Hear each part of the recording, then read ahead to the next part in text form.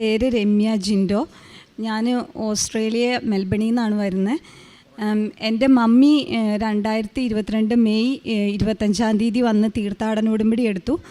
തീർത്ഥാടന ഉടമ്പടി എടുക്കാനുണ്ടായ കാരണം, ഞങ്ങൾ നാട്ടിൽ മെയ് 28 വരാനിരിക്കെ എനിക്ക് അവിടെ വെച്ച് തലവേദന വന്ന് MRI ചെയ്തപ്പോൾ അതിൽ ബ്രെയിൻ ട്യൂമർ ആണെന്ന് അറിഞ്ഞു. അപ്പം സർജറി ചെയ്യണമെന്ന് പറഞ്ഞു. അപ്പം മെയ് 24 എൻ്റെ സർജറി കഴിഞ്ഞു. എനിക്ക് 2 ചെറിയ മക്കൾ, 8 വയസ്സും 3 വയസ്സുള്ള 2 മക്കളും ഹസ്ബൻഡും അടങ്ങുന്നതാണ് എൻ്റെ കുടുംബം. അപ്പോൾ പപ്പേനെയും മമ്മീനെയും അങ്ങോട്ട് കൊണ്ടുപോകുന്ന കാരണം പപ്പയ്ക്കും മമ്മിക്കും എൻ്റെ സർജറിക്ക് മുന്നേ ഇവിടെ എത്താൻ പറ്റിയില്ല അമ്മയുടെ അടുത്ത്. അപ്പം 25 വന്നാണ് എൻ്റെ സർജറി കഴിഞ്ഞ് പിറ്റേ ദിവസമാണ് എൻ്റെ മമ്മി വന്ന് തീർത്ഥാടന ഉടമ്പടി എടുത്തത്. അപ്പോൾ എടുത്ത സമയത്ത് തന്നെ എൻ്റെ ബ്രെയിൻ ട്യൂമറിൻ്റെ സർജറി കഴിഞ്ഞ് അത് ബ്രെയിൻ ക്യാൻസർ ആണെന്നുള്ള ഫ്രോസൺ സെക്ഷൻ റിപ്പോർട്ട് വന്നിരുന്നു. അതിന് ശേഷമാണ് മമ്മിയൊക്കെ വന്ന് എടുത്തത്. മമ്മിയൊക്കെ അത് കഴിഞ്ഞ് 27 മെൽബണിൽ വന്നു അന്ന് തൊട്ട് എൻ്റെ മമ്മി കാശുരൂപം വെച്ച് പ്രാർത്ഥിക്കുകയും അതുപോലെ എന്നും തൈലം പരട്ടി തരുകയും ചെയ്യുമായിരുന്നു. അത് കഴിഞ്ഞ് എൻ്റെ ഫോർമൽ റിപ്പോർട്ട് വന്നപ്പം അവർ പ്രതീക്ഷിച്ചതിനേക്കാളും വലിയൊരു ക്യാൻസറായിരുന്നു എനിക്ക്. Glioblastoma grade 4. അത് അവർ പ്രതീക്ഷിച്ചതിനേക്കാളും നോൺ മീതൈലേറ്റഡ് കേസ് എന്ന് പറയുന്നത്, അതായത് കണ്ടുപിടിക്കപ്പെട്ടിട്ടില്ല അതിനൊരു മരുന്ന്. അപ്പം ഓൾറെഡി ബ്രെയിൻ ക്യാൻസർ ആയ ഒരാൾക്ക് കൊടുക്കാൻ പറ്റുന്ന മരുന്നുകൾക്ക് ഒത്തിരി ലിമിറ്റേഷനുണ്ട്. അപ്പം ഈ മരുന്ന് എൻ്റെ മുഖത്ത് നോക്കി അവർ പറഞ്ഞു ഇത് ലെസ് എഫക്റ്റീവ് ആണെന്ന് പറഞ്ഞു. അപ്പോൾ അന്നേരം അങ്ങനെ പറഞ്ഞപ്പോഴും ഞാൻ വിചാരിച്ചു എൻ്റെ ദൈവത്തിനൊന്നും അസാധ്യമല്ല. മരുന്നിന് അസാധ്യമായിരിക്കും, പക്ഷെ ദൈവത്തിനൊന്നും അസാധ്യമല്ല. അപ്പം അങ്ങനെ പറഞ്ഞെങ്കിലും വേറെ മരുന്നില്ലാത്തത് കൊണ്ട് അവർ ഈ മരുന്ന് തന്നെ കണ്ടിന്യൂ ചെയ്തോളാൻ പറഞ്ഞു. അപ്പം ഞങ്ങൾ അവിടുത്തെ വികാരിയച്ഛനെ കൊണ്ട് അത് ബ്ലെസ് ചെയ്യിപ്പിച്ച് ഓരോ കീമോ സെക്ഷനിലും അത് കഴിച്ചു. അതിനോടൊപ്പം എല്ലാ ദിവസവും വെഞ്ചിരിച്ച് ഉപ്പും തേനും, അതുപോലെ മമ്മി എന്നും എൻ്റെ തലയിൽ, എൻ്റെ മേള് തൊട്ട് താഴെ വരെ ഓരോ സ്ഥലത്തും മമ്മി തൈലം പുരട്ടി തരുമായിരുന്നു. അപ്പം അങ്ങനെ മമ്മി തൈലം പുരട്ടി തന്നുകൊണ്ടിരുന്ന സമയത്ത് എൻ്റെ റേഡിയേഷൻ അതിൻ്റെ സമയത്ത് ചെയ്തുകൊണ്ടിരിക്കുമായിരുന്നു. അപ്പോൾ റേഡിയേഷൻ്റെ സമയത്ത് എൻ്റെ പെർമനൻ്റായിട്ട് അടച്ച പല്ല് ഇളകിപ്പോന്നു, ഒത്തിരി വേദനയായിരുന്നു. അപ്പോൾ ഓൾറെഡി റേഡിയേഷൻ ചെയ്യുന്ന സമയമായതുകൊണ്ട് എനിക്ക് വേറെ ഡെൻ്റൽ ട്രീറ്റ്മെൻറ്റ് ഒന്നും ചെയ്യാൻ പാടില്ല. ബ്രെയിനിന് സർജറി കഴിഞ്ഞുകൊണ്ട് ഒത്തിരി സിവിയറായിട്ടുള്ള പെയിൻ ടാബ്ലറ്റും എടുക്കാൻ പറ്റില്ല. അപ്പം ഞാനിങ്ങനെ അമ്മ മാതാവിനോട് പ്രാർത്ഥിച്ചു പറഞ്ഞു, മാതാവ് എനിക്കൊന്നും ചെയ്യാൻ പറ്റത്തില്ല, നിനക്കറിയാലോ എന്ന് പറഞ്ഞിട്ട് നെഞ്ചിരിച്ച് ഉപ്പും തൈലവും പരട്ടി അവിടെ വെച്ച് പ്രാർത്ഥിച്ചു. പിറ്റേ ദിവസം രാവിലെ തൊട്ട് എൻ്റെ പല്ലുവേദന പൂർണ്ണമായിട്ടും മാറി. അപ്പോൾ അത് കഴിഞ്ഞ് അതിൻ്റോടൊപ്പം തന്നെ എല്ലാ ദിവസവും ഇങ്ങനെ പ്രാർത്ഥന ചൊല്ലിക്കൊണ്ടിരിക്കുവാണ്. അപ്പം എനിക്ക് ബ്രെയിൻ സർജറി കഴിഞ്ഞ് എൻ്റെ കണ്ണ്, റൈറ്റ് സൈഡിലെ കണ്ണ് എനിക്ക് തുറക്കുന്നതിന് ബുദ്ധിമുട്ടായിരുന്നു. അപ്പം ഞാൻ ജൂൺ 30 ഞാനും ഓൺലൈനിൽ ഉടമ്പടി എടുത്തു. എൻ്റെ ചേച്ചിയും ഒത്തിരി സ്വന്തപ്പെട്ടവരും ഒക്കെ എനിക്ക് വേണ്ടി ഇവിടെ വന്ന് ഉടമ്പടി എടുത്തു. അപ്പം ഓൺലൈൻ ഉടമ്പടി എടുക്കുമ്പം 1/2 മണിക്കൂർ ബൈബിൾ വായിക്കണം എന്നുള്ളത് ഒരു നിബന്ധനയാണല്ലോ. അപ്പം എൻ്റെ അടുത്ത് എല്ലാവരും പറഞ്ഞു ഓഡിയോ ബൈബിൾ വായിക്കുമെന്ന് പറഞ്ഞു. അപ്പോൾ ഓഡിയോ ബൈബിൾ കേൾക്കാൻ പറഞ്ഞു. അപ്പോൾ ഞാൻ അങ്ങനെ കേൾക്കുമ്പോഴത്തോട്ടും ഈ സർജറിയും റേഡിയേഷനും എല്ലാം കാരണം ഞാൻ അപ്പം തന്നെ ഉറങ്ങിപ്പോകുമായിരുന്നു. അപ്പം ഞാൻ എൻ്റെ വലത് കണ്ണിനായിരുന്നു പ്രശ്നം. വലത് കണ്ണ് അടച്ചു വെച്ച് ഇടത് കണ്ണുകൊണ്ട് മാത്രം ബൈബിൾ വായിച്ചു തുടങ്ങി. അപ്പം ഒരു 2 വീക്സ് കൊണ്ട് എൻ്റെ ഈ കണ്ണിൻ്റെ ഇത് ഫുള്ള് മാറി. വലത് കണ്ണ് എനിക്ക് അല്ലാതെ എന്നെ കാണുന്ന ഒരാൾക്ക് മനസ്സിലാവും എൻ്റെ കണ്ണ് ഞാൻ നോക്കുന്നതും നടക്കുന്നതും എല്ലാം അങ്ങനെയായിരുന്നു. അതും അപ്രത്യക്ഷമായി. അപ്പം അതിനോടൊപ്പം തന്നെ എനിക്ക് 2 പ്രാവശ്യം കോവിഡ് വന്നതാണ്. 2020 കോവിഡ് വന്ന സമയത്ത് എൻ്റെ ശ്വാസം മുട്ട് മാറാത്ത കാരണം എക്കോ ചെയ്ത സമയത്ത് മനസ്സിലായി എനിക്ക് PFO എന്നൊരു ഹാർട്ട് കണ്ടീഷൻ ഉണ്ടെന്ന്. അപ്പം ആ ഹാർട്ട് കണ്ടീഷൻ എന്ന് വെച്ചാൽ നമ്മളെല്ലാവരും ജനിക്കുമ്പം നമ്മൾ ആദ്യത്തെ കരച്ചിൽ കരയുമ്പോൾ നമ്മുടെ ഒരു ഓപ്പണിങ് എല്ലാവർക്കും ഉണ്ട്. അത് ആദ്യത്തെ കരച്ചിലിൽ അത് അടയും. ഇല്ല, ഇൻ കേസ് അത് അടഞ്ഞില്ലെങ്കിൽ വിതിൻ 2 years ഓഫ് ലൈഫിലാണ് അത് അടഞ്ഞു പോകുന്നത്. അപ്പം അത് അടഞ്ഞിട്ടുണ്ടായിരുന്നില്ല. അത് കഴിഞ്ഞ് ഞാൻ അവിടെ ഒരു കാർഡിയോളജിസ്റ്റിൻ്റെ അപ്പോയിൻമെൻറ്റിന് വേണ്ടിയിട്ട് വെയിറ്റ് ചെയ്യുമായിരുന്നു. അത് കഴിഞ്ഞ് ഞാൻ ഇതിനെക്കുറിച്ച് പൂർണ്ണമായിട്ട് മറന്നുപോയി. എൻ്റെ ബ്രെയിൻ സർജറിയുടെ സമയത്ത് പോലും ഞാൻ ഈ കണ്ടീഷൻ, എന്നോട് ഹാർട്ട് കണ്ടീഷൻ എന്തെങ്കിലും ഉണ്ടോ എന്ന് ചോദിച്ചപ്പോൾ ഞാനത് മറന്നുപോയിരുന്നു. മമ്മി ഒരു ദിവസം ഇതിങ്ങനെ പ്രതിഷ്ഠീകരണ പ്രാർത്ഥനയെല്ലാം കഴിഞ്ഞ് മമ്മി തൈലം വെച്ച് പ്രാർത്ഥിച്ചുകൊണ്ടിരുന്ന സമയത്ത് പെട്ടെന്ന് എനിക്ക് ഓർമ്മ വന്നു എനിക്കൊരു ഹാർട്ട് കണ്ടീഷൻ ഉണ്ടല്ലോ എന്ന്.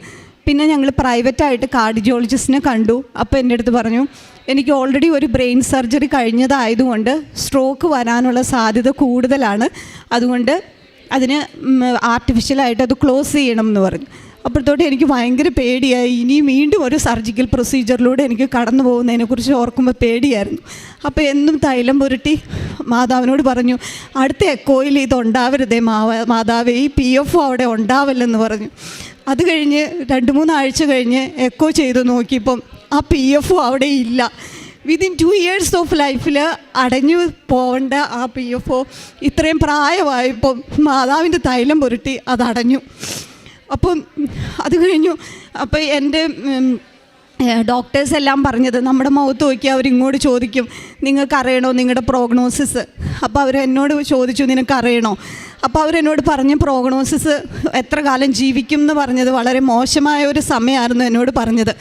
അതിനുശേഷം എൻ്റെ ആൻറ്റി ഇവിടെ വേറെ ലേക്ക് ഷോറിലെ ഒരു ഓൺകോളജിസ്റ്റിനെയും കണ്ടു. അപ്പോൾ അതിന് മോശമായ ഒരു പരിധിയാണ് അവരെനിക്ക് പറഞ്ഞത്. അപ്പം ഞാൻ മാതാവിനോട് പറഞ്ഞു, മാതാവേ, നീ നിൻ്റെ മകൻ്റെ കൂടെ 33 വർഷം ജീവിച്ചല്ലോ. ഞാൻ എൻ്റെ മക്കൾക്ക് 8 വയസ്സും 3 വയസ്സും അല്ലേ ആയിട്ടുള്ളൂ. എനിക്ക് നീ സഞ്ചാരി മാതാവ്, സമയത്തിൻ്റെ മാതാവല്ലേ, എനിക്ക് സമയം കൂട്ടി തന്നെ മാതാവേ എന്ന് പറഞ്ഞു. അത് കഴിഞ്ഞ് അതിനുശേഷമുള്ള എല്ലാ MRIയിലും ഡോക്ടേഴ്സിന് വരെ അതിശയാണ്. കാരണം എൻ്റെ കീമോതെറാപ്പിയുടെ മരുന്ന് എഫക്റ്റീവ് ആവില്ല എന്ന് അവർ വിധി എഴുതിയ ടാബ്ലറ്റ്. അതുകൊണ്ടല്ല ഞാൻ സുഖപ്പെട്ടതെന്ന് എനിക്ക് നല്ല ഉറപ്പാണ്. എൻ്റെ മാതാവും ഈശോപ്പയുമാണ് എന്നെ സുഖപ്പെടുത്തിയത്. No more ഗ്രോത്താണ്. അപ്പം ഞാൻ എന്നും ഈ ഉടമ്പടി, ഓൺലൈനിൽ ഉടമ്പടി കൂടുമ്പോഴും അതേപോലെ തന്നെ ഈ യൂട്യൂബിൽ സാക്ഷ്യങ്ങൾ കേൾക്കുമ്പോഴും ഞാൻ ഈ മാതാവിൻ്റെ ഈ രൂപം കാണുമ്പോൾ ഞാൻ എന്നും പറയും, എൻ്റെ മാതാവേ, എനിക്ക് ഒന്ന് വന്ന അമ്മേനെ കാണാൻ പറ്റണേ. എനിക്കറിയാം എനിക്കിവിടെ വരാൻ പറ്റിയ അത് സാക്ഷ്യം പറയാൻ വേണ്ടിയിട്ടായിരിക്കുമെന്ന്. കാരണം അവരെന്നോട് പറഞ്ഞത് എനിക്ക് ഫ്ലൈറ്റിൽ ട്രാവൽ ചെയ്യാൻ പറ്റില്ല, കാരണം ബ്രെയിനിലെ ക്യാൻസർ ആയതുകൊണ്ട് അത് സ്പ്രെഡ് ചെയ്ത് ക്യാബിൻ പ്രഷറൊക്കെ കൂടുമ്പം അത് ബേസ്റ്റ് ആവാം. അപ്പോൾ അതുകൊണ്ട് അങ്ങനെ ഒരു ഫ്ലൈറ്റ് ട്രാവൽ ക്ലിയറൻസ് എനിക്ക് തന്നിരുന്നില്ല. അപ്പോൾ അതിനുശേഷമുള്ള എൻ്റെ 3 MRIയും നോർമലായിരുന്നു. അപ്പോൾ എനിക്ക് അവർ ഈ ലാസ്റ്റ് ഫെബ്രുവരിയിൽ എനിക്ക് എൻ്റെ ജാനുവരിയിൽ എല്ലാ ട്രീറ്റ്മെൻറ്റും കംപ്ലീറ്റ് ആയി. അതിന് ശേഷമുള്ള MRIയും ഓക്കെ ആയിരുന്നു. അപ്പോൾ അവരെനിക്ക് ഫ്ലൈറ്റ് ട്രാവൽ ക്ലിയറൻസ് തന്നു. അങ്ങനെ ഞങ്ങൾ ഇവിടെ എത്തി. അപ്പം ഫ്ലൈറ്റിൽ വെച്ച് എൻ്റെ പപ്പയ്ക്ക് ഞങ്ങൾ വന്നുകൊണ്ടിരുന്ന സമയത്ത് എൻ്റെ രാത്രിയിൽ പപ്പയുടെ അടുത്തുനിന്ന് ഒരു പ്രത്യേകതരം ഒച്ച കേട്ടു. അപ്പോൾ ഞാൻ ഫുൾ ടൈം 12 hours ഫ്ലൈറ്റ് ഉണ്ട്. ആ സമയത്ത് മൊത്തം ഞാൻ പ്രാർത്ഥിച്ചുകൊണ്ടിരുന്നത് ജപമാലയും പ്രത്യക്ഷീകരണ പ്രാർത്ഥനയായിരുന്നു. മാതാവേ, സഞ്ചാരി മാതാവേ, നീ ഞങ്ങളുടെ കൂടെ ഉണ്ടായിരിക്കണം, നീ സഞ്ചാരി മാതാവല്ലേ, ഫ്ലൈറ്റിൽ നീ ഉണ്ടാവണം എന്ന് പറഞ്ഞ് പ്രാർത്ഥിച്ചുകൊണ്ടിരുന്നത്. അപ്പം പപ്പയുടെ അടുത്തുനിന്ന് ഒരു പ്രത്യേക സൗണ്ട് കേട്ട് നോക്കിയപ്പോഴത്തേക്കും പപ്പ അൺറെസ്പോൺസീവായിരുന്നു. അതിനുശേഷം എന്താ ചെയ്യേണ്ടതെന്ന് അറിയില്ല. ഞങ്ങൾ ഉറക്കം നിലവിളിച്ചു. അപ്പോഴത്തേക്കും ഫ്ലൈറ്റിലുള്ള വേറെ ആൾക്കാർ വന്നു. അത് കഴിഞ്ഞപ്പോഴത്തേക്കും ഞാൻ കംപ്രഷൻ കൊടുത്തു. പപ്പ പിടിയിന്ന് എഴുന്നേറ്റു. അതിനുശേഷം ഇവിടെ വന്നു. പപ്പ ഡോക്ടേഴ്സിനെയൊക്കെ കണ്ടു. അപ്പോൾ പപ്പയ്ക്ക് ചെറിയൊരു സ്ട്രോക്കും ഒക്കെ വന്നാന്നാണ് അവർ പറഞ്ഞ്. അതിൻ്റെ ട്രീറ്റ്മെൻറ്റും കാര്യങ്ങളും ഒക്കെ നടന്നുകൊണ്ടിരിക്കുന്നു.